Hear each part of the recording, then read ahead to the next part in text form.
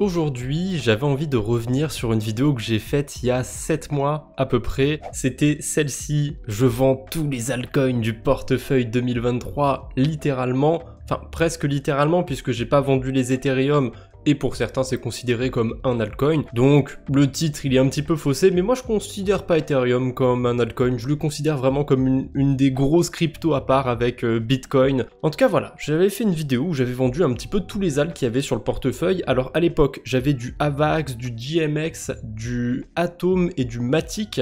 Si je dis pas de bêtises, il y avait que ça, mais je sais qu'après j'avais acheté d'autres petits alts. Donc vous allez voir, il y aura un petit fun fact sur la vidéo, je suis passé à côté d'un truc, je vous spoil pas plus pour l'instant.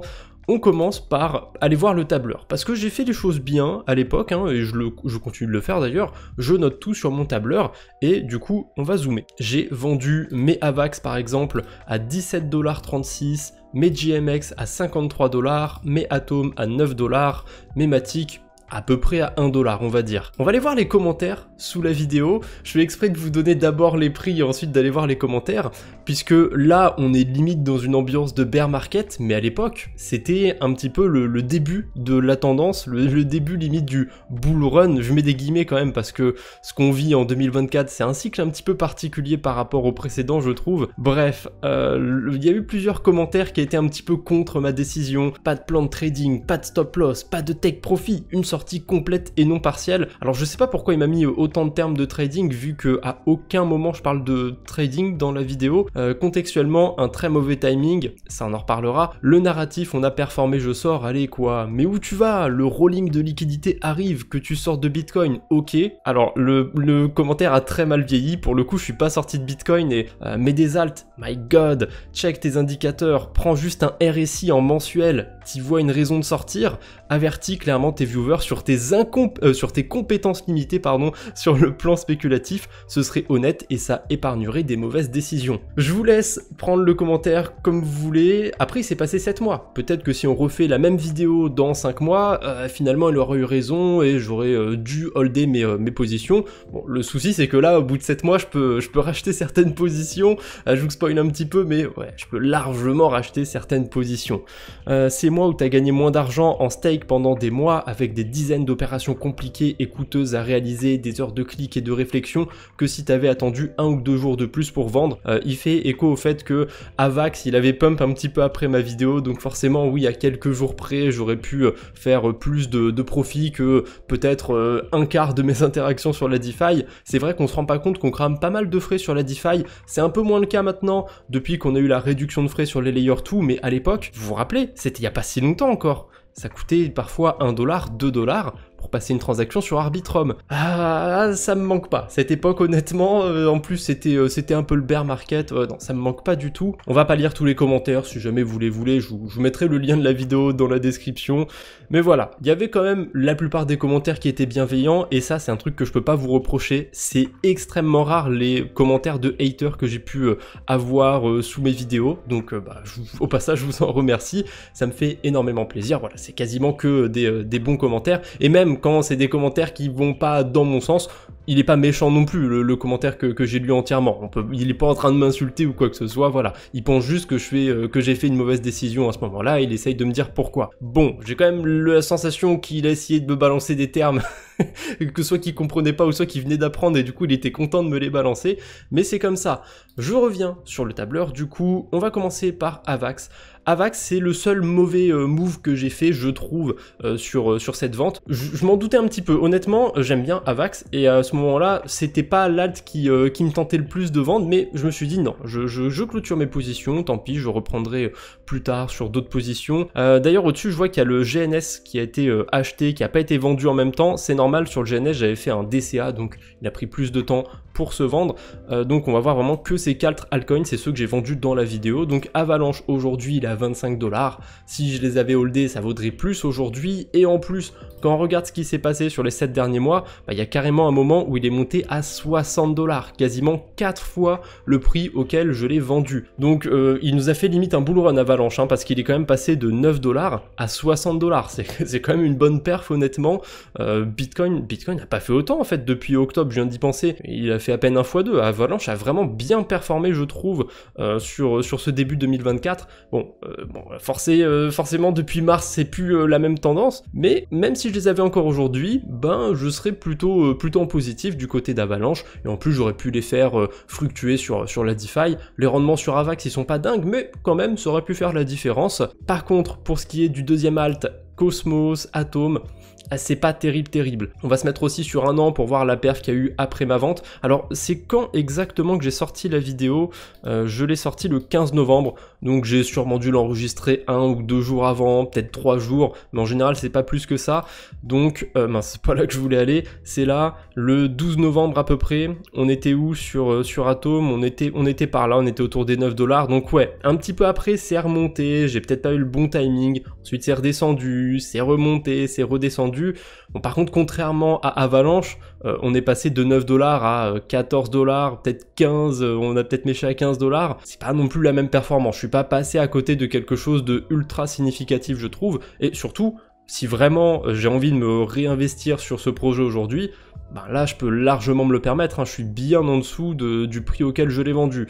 Donc pour le coup c'était pas une mauvaise chose je trouve Atom, et même si je les avais stakés tout ce temps, peut-être que j'aurais pu toucher un airdrop, peut-être que j'aurais pu avoir des rendements de staking qui étaient pas dégueux. Je pense pas être si perdant que ça, parce que j'avais pas beaucoup d'Atom, j'en avais quand même une cinquantaine, donc peut-être que j'aurais pu passer en dessous des critères de certains airdrops, pas sûr, 50 Atom ça me paraît pas mal, mais on sait jamais. Ensuite, on a Polygon. Oui, bon, il y a GMX qui vient avant sur la liste, mais dans mes onglets, je l'ai mis après. Donc, on fait Polygon avant. J'ai vendu 400 Matic à quasiment 1 $. Et pour le coup, Matic, ça va. Il a fait comme la plupart des alts, il a perf un petit peu après que je l'ai vendu autour du mois de mars, mais il n'est pas monté ultra haut, il est monté autour de 1,20 $, 1,30 $, et depuis vraiment c'est un peu la cata, hein. Sur Matic d'ailleurs on ne voyait pas avec la webcam, là il est à 57 centimes, donc il est bien en dessous du prix auquel je l'ai vendu, et en plus bah, j'avais quand même pas mal de Matic, pas mal d'Atom, parce que mine de rien, Avax c'est la seule position qui aujourd'hui vaudrait un peu plus, mais c'est pas l'ad sur lequel j'étais le plus positionné, j'avais quand même plus d'Atom et plus de Matic, et pour le coup ils sont plus ramassés, et d'ailleurs j'ai même pas fait attention, mais Atom déjà à l'époque je l'avais vendu en perte. Alors oui, si j'avais attendu un petit peu, j'aurais pu le vendre à 10-11 $ et pas être en perte, blablabla, avec des si on refait le monde. Et on va terminer du coup par GMX. GMX pareil, hein, c'est un peu le même constat, sauf que lui c'est pire. J'ai quasiment vendu le top du token, puisque je l'ai vendu autour de 53 $. Alors il a été un petit peu plus haut, il a été autour de 60 $ plusieurs fois, mais c'est vraiment pas folichon du côté de GMX. On sent que c'est un protocole qui a perdu énormément de parts de marché, puisque c'est c'était un des plus gros protocoles de perpétuel, donc de trading sur la DeFi, et ouais, il y a beaucoup de concurrence maintenant, il y a Hyperliquid notamment, qui a genre défoncé GMX je pense, il y a plus tant de volume que ça, plus tant de... Il y a encore pas mal d'argent déposé sur le protocole, mais voilà, le protocole ne génère pas beaucoup de frais. J'entends encore aujourd'hui des gens dire que c'est un token qui génère des fees et tout, factuellement c'est pas vrai. Allez voir sur DeFi Lama, c'est pas un token qui génère énormément de frais, et vous le voyez de toute façon sur le staking de GMX, en général le rendement il est assez faible, il a un chiffre, donc c'est vraiment pas terrible du côté de GMX. Peut-être que le projet n'est pas mort, hein, je pense pas qu'il soit mort non plus, mais il y a eu une grosse concurrence dans son domaine, dans sa niche, et GMX, du coup, c'est pas l'heureux élu, on va dire. Il y a des projets qui lui ont vraiment piqué sa place, et je pense à un Aevo qui a son token aujourd'hui. Je sais pas à combien est valorisé Aevo, mais je pense qu'il est bien au-dessus de GMX. On voit que GMX il est top 220, voilà, Aevo il est 158e par exemple, il est aussi sur Arbitrum. Et force est de constater que Aevo a dû prendre des parts honnêtement à GMX, ça m'étonnerait pas, vu que c'est quand même un peu plus complet, on va dire, que GMX. Voilà, c'est tout pour les alts. On voit que sur la plupart, j'étais sorti en positif. On pourrait faire le calcul aussi, mais je vais pas m'amuser à le faire. Je suis persuadé que voilà, si aujourd'hui je vendais tous ces alts, je récupérerais moins d'argent, donc j'ai bien fait de le faire dans le passé. Mais bon, le souci des graphiques, le souci du temps, le souci des chiffres, c'est qu'on peut faire un peu n'importe quel discours. Ça fait déjà un mois à peu près que je veux faire cette vidéo, sauf que ça fait un mois qu'on est vraiment dans une tendance bien baissière, et à chaque fois on fait des dips sur le marché, et je me dis non, je vais pas faire ma vidéo maintenant parce que j'ai pas envie de profiter que ça baisse pour dire ah bah tiens ça a baissé, j'ai bien fait de vendre à l'époque, parce que peut-être que voilà dans 2-3 semaines on va voir une énorme news, un énorme pump sur le marché crypto, et tous ces alts aujourd'hui ils vaudront plus que le prix où je les ai vendus. C'est pas impossible, rien n'est impossible, mais voilà, ça fait un mois que je veux faire cette vidéo et à chaque fois ça redescend un petit peu. Bon, ça va pas descendre à l'infini je pense, mais quand même faut bien que je la sorte un jour. Donc voilà, si vraiment je voudrais racheter mes positions tout de suite aujourd'hui, c'est clair que ce serait intéressant. C'est pas spécialement des alts sur lesquels j'ai envie de me repositionner, honnêtement. Il y a d'autres narratifs, d'autres trucs que j'ai envie de surfer, et pour l'instant j'ai pas envie de trop m'exposer de toute façon. Par contre, là il faut que je vous donne un petit fun fact. Vous le voyez peut-être à l'écran, vous avez peut-être fait attention, j'ai vendu aussi du Aero un petit peu après, le 10 décembre 2023. Et Aero, j'en avais parlé dans une vidéo, pas longtemps après celle-là en plus, dans une vidéo où je parlais des projets que je surveille pour 2024. C'est assez ironique que je les ai vendus avant, parce que j'étais encore dans ce mood de « Allez, j'essaye de simplifier mon portefeuille pour la fin d'année, tant pis, je me réexpose en début 2024 ». J'étais vraiment dans ce mood-là. Mais Aero, j'aurais peut-être pas dû quand même, parce que j'ai vendu 4977 tokens autour de 4 centimes. J'étais quand même en bénéfice, je peux pas le regretter, et à mon avis, c'est le genre de token, si on revient dans 3-4 ans, il y a des chances qu'il soit en dessous de 4 centimes.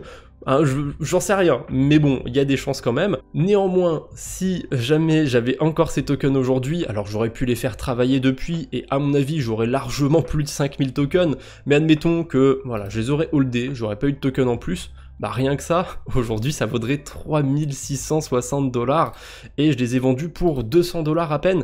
Alors j'ai pas spécialement de regrets, ça fout quand même les boules, je les avais dans mon portefeuille, j'avais en plus des convictions plutôt dans ce token, mais je les ai pas holdés. On n'a aucune chance de toujours réussir dans ces investissements, il y a toujours des moments où on va vendre trop vite, trop tard. J'ai pas la prétention de timer le marché, donc oui, forcément, des fois ça m'arrive de faire ce genre de move. Voilà, c'est à peu près tout ce que je voulais te dire pour cette vidéo. Ah si, il y a un autre truc aussi, petit fun fact, un moment dans la vidéo j'utilise Mint Finance, juste ici, hop, mince, on voit pas bien, voilà, j'utilise Mint Finance, le protocole a été rebrandé depuis, ça s'appelle Balmy. J'aime bien, honnêtement, la petite interface, et je pense que je lancerai peut-être un petit DCA sur un token qui m'intéresserait bien pour 2024. Tant qu'à faire, je vais quand même parler d'un alt qui m'intéresse. C'est pas l'altcoin, à mon avis, qui va le mieux performer, mais j'ai vu qu'on pouvait faire des DCA sur le token de Lido. Alors attendez, je suis sur quelle blockchain là? Ah non, peut-être pas Ethereum, mais j'ai vu que du côté d'Optimism, du côté d'Arbitrum, on pouvait faire un DCA sur le token de Lido, et j'avoue que c'est un token qui m'intéresse, déjà parce que il a de bonnes tokenomics, la plupart des tokens sont déjà débloqués, les investisseurs ils ont eu le temps de vester leur token, il est relativement stable en termes de prix, donc au pire des cas j'ai envie de vous dire, ben tant pis, je ferai pas une énorme performance, mais je ferai peut-être pas énormément de pertes. Après ça veut rien dire, et en ce moment comme ils sont en train d'essayer de concurrencer Eigenlayer, parce que Eigenlayer a pris entre guillemets pas mal de parts à Lido, Lido ils sont en train d'essayer de les concurrencer, et je me dis que ça peut être pas mal pour leur token. En plus il n'y a pas de partage de revenus, de staking ou quoi que ce soit du côté de Lido. Et franchement, Lido, ils ont un max d'Ether staké, ils génèrent un revenu pas possible. Je pense qu'il y a un avenir où Lido pourrait partager les revenus avec les stakers du token Lido. Après, j'ai pas de boule de cristal, je peux pas l'affirmer, mais c'était arrivé par exemple du côté d'Uniswap, si je dis pas de bêtises, et de Toncoin aussi, et ça a eu vraiment un effet très positif sur ces tokens-là. Uniswap, j'ai quand même un doute, mais Toncoin, j'en suis sûr, je m'en rappelle très bien. Pourquoi ne pas imaginer ça du côté de Lido? Honnêtement, ce serait plutôt cohérent. Après, on verra bien. Au pire des cas, ça reste un des pontes de la DeFi. Je crois que c'est le protocole qui a le plus de TVL, le plus d'argent déposé dessus. Donc ça peut quand même être intéressant, je pense, d'être exposé à ce token, puisque je crois déjà en Ethereum. Et j'ai déjà pas mal d'Ether, donc ça pourrait me permettre, entre guillemets, de plus m'exposer à Ethereum, mais sans m'exposer directement à Ethereum. Je sais pas si vous voyez ce que je veux dire. En tout cas, voilà, je vais pas le lancer tout de suite, mon DCA, mais je vais sûrement utiliser, du coup, Mint Finance, qui est devenu Balmy, pour faire ça. Si ça vous intéresse, je vous mettrai le lien dans la description. Bien sûr, pas de conseils en investissement, mais je me suis dit que ça pouvait être pas mal quand même de vous donner une de mes petites pistes, un des alts qui m'intéressent, comme je vous ai parlé des alts justement sur lesquels je me suis désintéressé, et a priori pour l'instant j'ai bien fait, mais j'ai un peu de capital, je l'ai pas tant réalloué que ça, donc ouais, Lido c'est une des cryptos qui est dans mon viseur pour l'instant. Bref, c'était un format un petit peu détente, un petit peu différent d'habitude, j'espère que ça vous a plu. J'ai plus grand chose à vous dire pour aujourd'hui, du coup on se retrouve bientôt j'espère, d'ici là portez-vous bien, salut tout le monde.